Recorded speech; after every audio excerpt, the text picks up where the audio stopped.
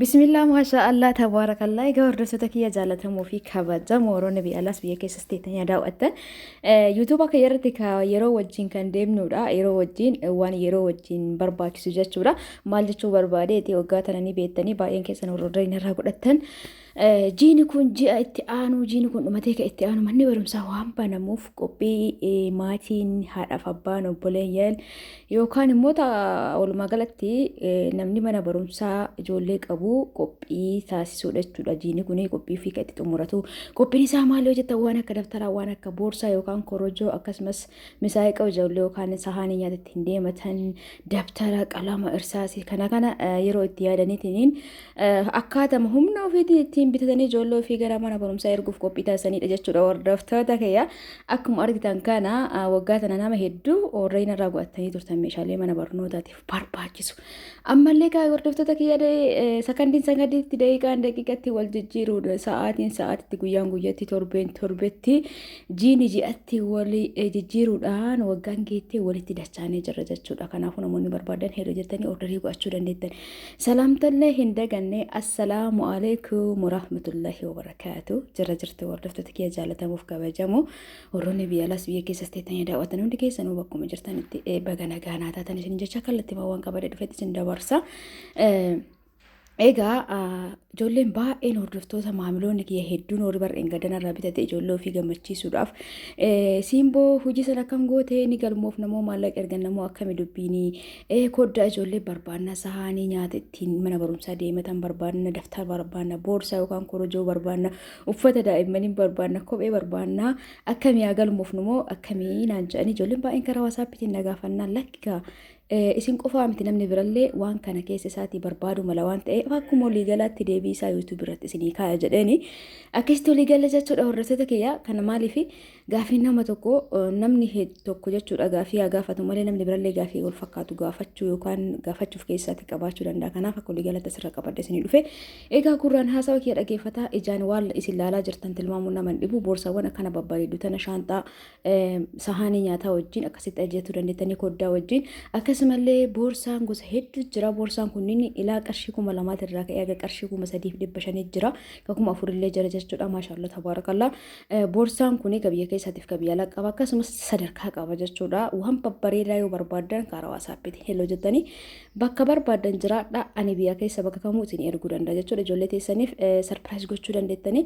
Egaa ji'a kana keessa kan namni martuu kun yuunifoormii yookaan uffata seeraa yuunifoormii yookaan uffata seeraa hodhisiifata. Akkuma humna isaatiin jechuudha.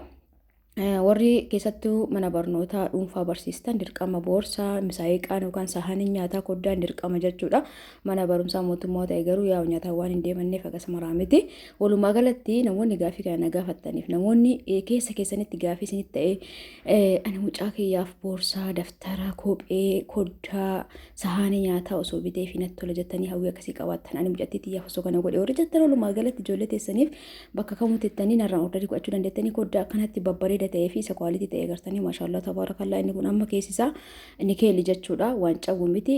Gurreen isaa akkuma argartan kana halluu garaagaraatiin jira saayizillee qaba jechuudha. Maashaallah tabaarakallaa koddaan gosa hedduu jira keessaa inni kunniin babbareedaadha maaliif hin cawwu jechuudha. Diqqoo yeroon booda garuu wanni isaa kun irraa halluun isaa kun irraa luqqa'uu danda'a malee waan gara kaanii inni keelli jechuudha. Hordoftoota kiyya akkasumallee mootu fakkeenyaaf sahaanii nyaataa kana sahaanii nyaataa kun gosa hedduutu jira. Ka abbaa tokkotu jira ka abbaa lamaatu jira ka abbaa sadiitu jira.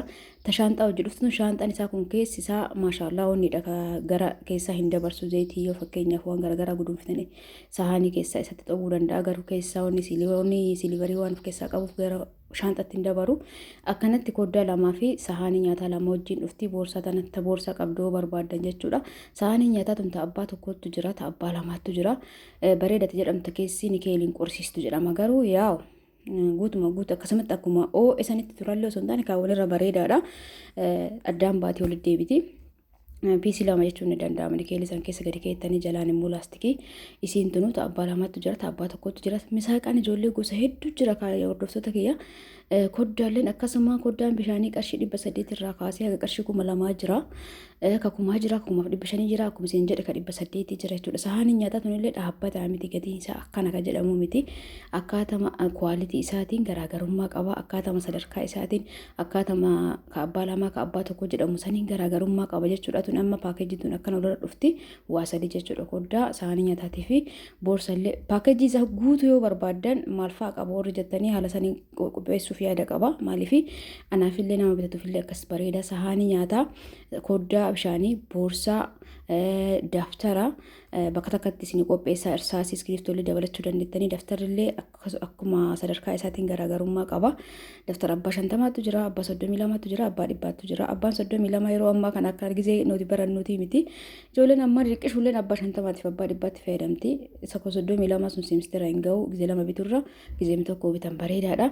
Koddaan akkanatti illee barbaadan sanyii kanallee jira. Maashaallah tabaarakallaa koddaa lama qabannaa qaba keessaa akkana jira jechuudha. Ka koddaa wajjin dhufu kanallee barbaadan sahaanii nyaataa lamaa fi koddaa lama qaba. Akkasumallee namoonni majaliisa dhiiste jettaniin dhiisne hordoftoota kiyya maal ta'eeti ka viidiyoo isinirraa bade tokkoffaa meeshaan asirra gadhiisu hunduu kan namni ajajatee eega nama sanii dalagsisee baaseen booda viidiyoo gadhiisa jechuudha. Kanaaf ji'a kana keessa immoo ijoolleen baay'ee waa hedduun biizii waan taatuuf namni agasmara majaliisa ajajatu hin agarre. Warri dura ajajatillee haalli natti mijatu dhabeenyaan osoo viidiyoon godhin ergeefii jira. Ji'a gannaa kana keessa ji'a lamaan tana namni majaliisa ajajate agasmara hin jiru. Wanni ana sirra gadhiisu hunduu kan namni ajajatee nama sanii baase waan ta'eef viidiyoon an gadhiisu akkasii jechuudha. Malee hin dhiisne abbaan fedhe gizee ajajatee ajajisaa san raawwadhe dalagamee fi ogeeffame viidiyoon dirqama jechuudha. Naafillee nama saniifillee bareedaadha. Kanaaf viidiyoo duraanii kan isirratti isinii galchee fi ajajaan dalagsiifna yoo ajajni sun bahe viidiyoo gadhiisan jechuudha. Ji'a kana keessa ka jiinillee gannaa akkasumas maatii gargaaru jira. Maamiloonni keenya baay'inaan maamilli kiyya baay'inaan ijoollee alaati. Ijoollee alaa ka ba'aa hedduu ofirraa qabdi. Ji'a gannaa kana keessa ka hundi onnee miti. Sanuma saniif natti fakkaate walumaa galatti orderiin nama baay'een hin jiru ture jechuudha. Amma namni sa'aatii kana uffata ijoollee waan akka daftaraa, waan akka boorsaa, waan akka amma sirra argaa jirtan kanneen barbaadan ijoolleen baay'een kan nagaafataa jiranii keessattuu uffata ijoollee jechuudha. Uffata ijoollee loon nagaafatan umrii isaanii natti himtanii kophee immoo lakkoofsa isaanii natti himtanii haala saniitiin ajajuu danda'a jechuudha. Maashaallah kun akkanatti isaanii babbareeddi diizaayinii garaagaraatiin bifa garaagaraatiin jirti. Amma fakkeenyaaf kanuma fuutanii kanuma naabitee osoo hin taane sanyii kanaatiin halluu biraatiin ta'uu danda'a, halluu kanaan ta'uu danda'a. Akkasitti isinii orderii godhee isiniif ibsisuu danda'a jechuudha. Honna asirratti isinii gadhiise kun hunduun harka hin jiru garuu ajajaan fidaa jechuudha. Akkuma abdiin qaba boorsaawwan maashaallah tabaarakallaa hedduutu akka babbareedanii. Boorsaan kan yeroo ammaa kan akkanatti maachillee hin dhufaa agartanii kan nyaataa kanaa fi kan daftarallee maach go'amee akkanatti ni dhufaa keessa akkana jira. Maashaallah leezarii keessa isaa waan akka leezarii ta'ee wanni hin dabarsu jechuu kiyya. Bishaan ilootti jigara keessa gadi hin dabaru. Boorsaawwan kunniin ka ijoollee akkaataa saayizii qaba akkasumas ka biyya alaatiif ka biyya keessatti jira akkasumas kwaalitii fi jiddu galeessa jira jechuudha. Maashaallah ka bakka hedduu qabu jira ka bakka lama qabu jira jechuudha. Cinaan itti rarraatiin immoo waan akka iskiriiftoo, waan akka irsaasii, waan akka laaphisii addatti ka keessa kaa'atanii yoo barbaadan manatti illee irraanbisuu danda'anii yoo barbaadan ittiin deematanii jechuudha. Hordoftoota kiyya baay'ee takka kwaalitiidha. Warri waggaa tanaan irraa bitatanii amma kara keessatti nagaafataa jirtan weelkaam. Warri haarawallee yoo barbaadan ijoollee teessan sarpiraayiz gochuu koottaa karaa wasaappiitiin lakkoofsa keessa irra isinii kaaya.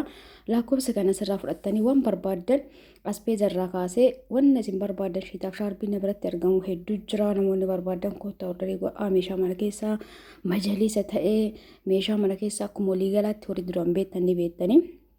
Ammaan tan ammoo rakkoonni barbaadnaa hojjetan kun nuti lakkoofsi kiyya ijoollee teessanii waan akka daftaraa, waan akka boorsaa, waan akka uffataa barbaadan karaa keessaatiin heeloo jedha. Ka dhiyoo isinii keessaa ka fagoo mootuu maatiin keessanii waan isin barbaadan isinii qopheessee mannaa irratti dhufanii narraa fudhachuu danda'an jechuudha. Hordoftoota kiyya akkasitti akka hubattan abdiin qaba.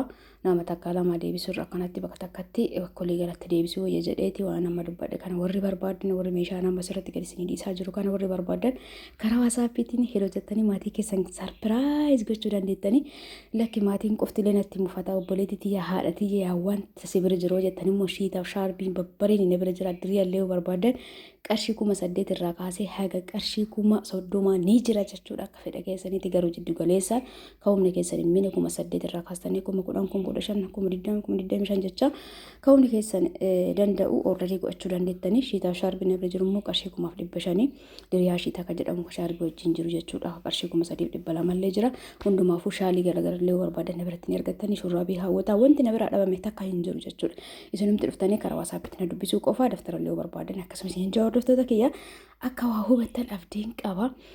Warri badde jettanii dhugaa dubbachuu guyyaa 4 qofa viidiyoo gadhiisee hin banne dhimmoitii fi karaa deemee ture amma kunis ni deebi'ee jira. Yoo deebi'u waasaappiin kiyya ol guutee jira jechuudha gaafii kanaani. Akkasii hundumaafuu kunis ni deebi'ee jira. Namoonni barbaadan yeroo jettanii waan barbaadan sarpiraayiz gochuu dandeettan ijoollee teessan irraa kaasee haga maatii keessanii haga haadha abbaa keessanii haga obboleeyyan keessanii jechuudha. Egaa viidiyoon kee gaarraa kanumaan raawwateeti jira. Hordoftoota kee hedduutu akkasiin jaaladha, hedduutu akkaniin kabaja. Hundi keessan bakkuma jirtanitti hedduunaaf galatooma ulfaadha. Warri waan har'aa jettan, warri viidiyoo kee laayikii gootan, warri chaanaala kana sabiskaayibii gootanii walumaa galatti laayikii fi sheerii itti roobsitanii meeshaalee garaagaraa narraa bitattan ulfaadha. Galatooma hedduu isin jaaladha, hedduu isin kabaja. Wallahi naaf jiraadha. Bakkuma jirtanitti rabbiin hamtuu isinirraa haa qabu. Maaliif ree haamileen attaatanii akkaanii dalagaa kana irratti jabaadheetiin itti wanni taataasii keessa tokko jajjabini kiyyaallee hojjechuun kiyyaallee akkuma jirutti ta'ee ilaalchi isinaaf qabdan waan irraa bitachuun keessan wanta haarawaa akka yeroo irraa fidu na taasisa jechuudha. Kanaaf ulfaadhaa galatooma jechuu barbaada. Egaa pilis hundi keessan immoo akkuma viidiyoon keessan bira ga'een pilis laayikii naa tuquu hin dagatinaa. Yoo isin laayikii naa tuqxan view qabaata jechuudha. Yookaan hojjetallee oolu yoo view hin qabaatin yuutuubiin bu'aata kanaaf hin qabu jechuudha. Hordoftoota kiyyaa waayifaa qofa kafaluu ta'a. Kanaaf pilis laayikii tuqaa. Yoo laayikii isin tuqxan viidiyoon nama hedduu bira ga'a jechuudha. Walumaa galatti yuutuubii kanarratti kan fayyadamu yoo view qabaate viidiyoon an gadhiisee viewun akkanaaf akka qabaatu immoo yoo isin laayikii gootan sheerii naa godha jechuudha. Yuutuubiin kanaaf filis hundi keessan laayikii godha, yaada keessan barreessa. Egaa oolmaa keerii isiniif haa taatu. Galatooma ulfaadhaa bakkuma jirtanitti hanga viidiyoo biraatiin walitti dachaanutti oolmaa keerii isiniif haa taatu. Ulfaadhaa galatooma hundi keessanuu bakkuma jirtanitti fayyaa keessanaa ta'a. Baay'ee.